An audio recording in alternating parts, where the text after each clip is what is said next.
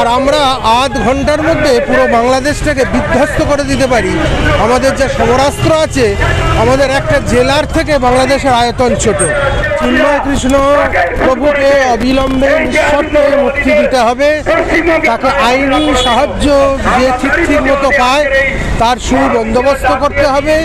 বাংলাদেশে হিন্দুদের ওপর যে নারকীয় অত্যাচার হচ্ছে, প্রতি মুহূর্তে শিক্ষাক্ষেত্রে থেকে হিন্দু আধিকারিকদের যেভাবে সরিয়ে দেওয়া হচ্ছে, তার পাশাপাশি হিন্দু ব্যবসায়ীদের উপরে যে অত্যাচার হচ্ছে, হিন্দু মহিলাদের ইজ্জত নিয়ে যে খেলা হচ্ছে এবং প্রতি মুহূর্তে হিন্দু প্রাণ যেভাবে সেখানে বিনষ্ট করে দেওয়া হচ্ছে, আমরা তার বিরুদ্ধে প্রতিবাদ করছি এবং অবিলম্বে ইউনূস সরকার যেন সতর্ক হয়ে যায় এবং হিন্দু নিধনযজ্ঞ সমাপ্ত করে তার জন্য আবেদন জানাচ্ছি।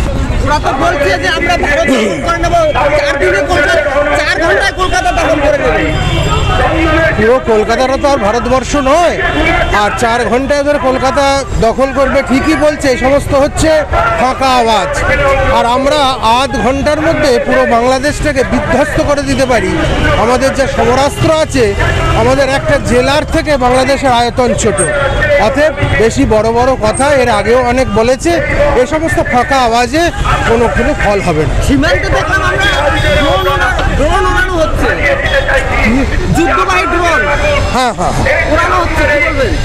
আসলে এইভাবে ভারতবর্ষকে উত্তপ্ত করতে চাইছে যাতে একটা বিশ্বযুদ্ধের সূত্রপাত হয়, কিন্তু আমরা এই উত্তপ্ত করা বা অন্যের প্ররোচনায় পা দিচ্ছি না।